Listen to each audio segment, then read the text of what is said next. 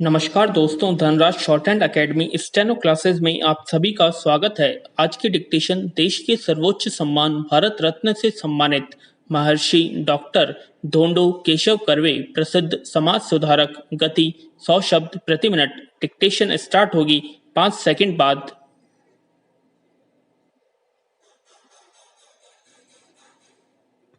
Start. महर्षि doctor Dhondo Keshav Karve प्रसिद्ध समाज सुधारक थे। उन्होंने महिला शिक्षा और विधवा विवाह में महत्वपूर्ण योगदान किया। उन्होंने अपना जीवन महिला उत्थान को समर्पित कर दिया। उनके द्वारा मुंबई में स्थापित SNDT महिला विश्वविद्यालय भारत का प्रथम महिला विश्वविद्यालय है। वे वर्ष 1891 से 1914 तक पुणे के फर्गुसन कॉलेज में गणित के अध्यापक थे। उन्हें वर्ष 1958 में भारत रत्न से सम्मानित किया गया। इनका जन्म महाराष्ट्र के मुरुड नामक कस्बे में एक गरीब परिवार में हुआ था।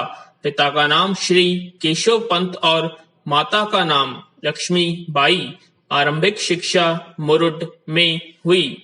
पश्चात सतारा में 2-2.5 वर्ष अध्ययन करके मुंबई के रॉबर्ट मनी स्कूल में दाखिल हुए। 1884 में उन्होंने मुंबई विश्वविद्यालय से गणित विषय लेकर BA की परीक्षा उत्तीर्ण की।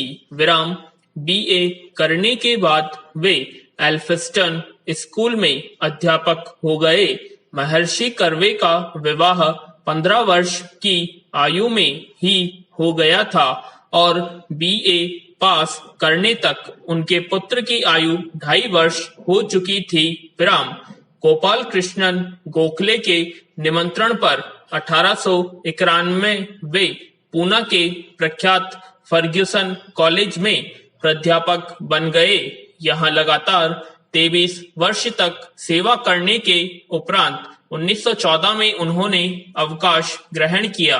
भारत में हिंदू विधवाओं की दयनीय और शोचनीय दशा देखकर महर्षि कर्वे मुंबई में पढ़ते समय ही विधवा विवाह के समर्थक बन गए थे। उनकी पत्नी का देहांत भी उनके मुंबई प्रवास के बीच हो चुका था। अतः 11 मार्च 1893 ईस्वी को उन्होंने गोड़बाई नामक विधवा से विवाह कर संबंधी प्रतिबंध को चुनौती दी। इसके लिए उन्हें घोर कष्ट सहने पड़े। मुरुड में उन्हें समाज बहिष्कृत घोषित कर दिया गया। उनके परिवार पर भी प्रतिबंध लगाए गए।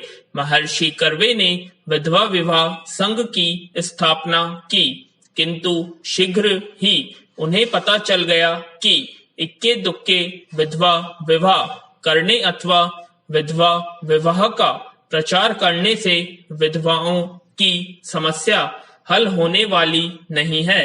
अधिक आवश्यक यह है कि विधवाओं को शिक्षित बनाकर उनको उनके पैरों पर खड़ा किया जाए।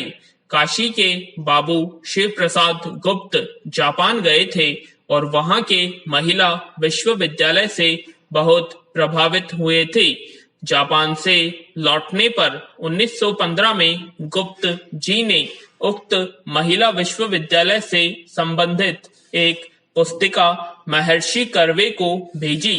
उसी वर्ष दिसंबर में भारतीय राष्ट्रीय कांग्रेस का मुंबई में अधिवेशन हुआ।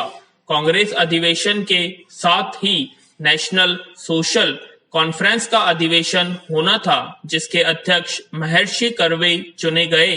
गुप्त जी द्वारा प्रेषित पुस्तिका से प्रेरणा पाकर महर्षि कर्वे ने अपने अध्यक्षीय भाषण का मुख्य विषय महाराष्ट्र में महिला विश्वविद्यालय को बनाया। महात्मा गांधी ने भी महिला विश्वविद्यालय स्थापना और मातृभाषा के माध्यम से शिक्षा देने के विचार का स्वागत किया।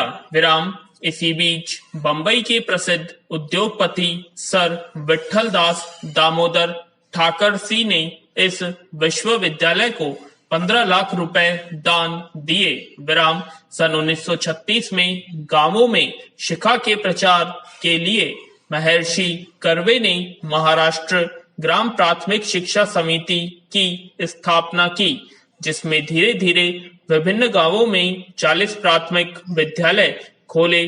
स्वतंत्रता प्राप्ति के बाद यह कार्य राज्य की सरकार ने संभाला। सन 1915 में महर्षि कर्वे द्वारा मराठी भाषा में रचित आत्मचरित नामक पुस्तक प्रकाशित हो चुकी थी। 1942 ईस्वी में काशी हिंदू विश्वविद्यालय ने उन्हें डॉक्टर लिट्ट की उपाधि प्रदान की। विराम 1954 में उनके अपने महिला विश्वविद्यालय ने उन्हें LL.D की उपाधि दी। विराम 1955 ईस्वी में भारत सरकार ने उन्हें पद्म विभूषण से अलंकृत किया और 100 वर्ष की आयु पूरी हो जाने पर 1957 में मुंबई विश्वविद्यालय ने उन्हें LL.D की उपाधि से सम्मानित किया। 1958 में भारत के राष्ट्रपति ने उन्हें देश के सर्वोच्च सम्मान भारत रत्न से विभूषित किया। विराम भारत सरकार के डाक तार विभाग ने इनके सम्मान में एक डाक टिकट निकालकर इनके प्रति अपनी श्रद्धा प्रकट की थी। देशवासी आदर से उन्हें महर्षि कहते थे। विराम 9 नवंबर 1962 को 104 वर्ष की आयु में महर्षि कर्वे का शरीरांत हो गया। विराम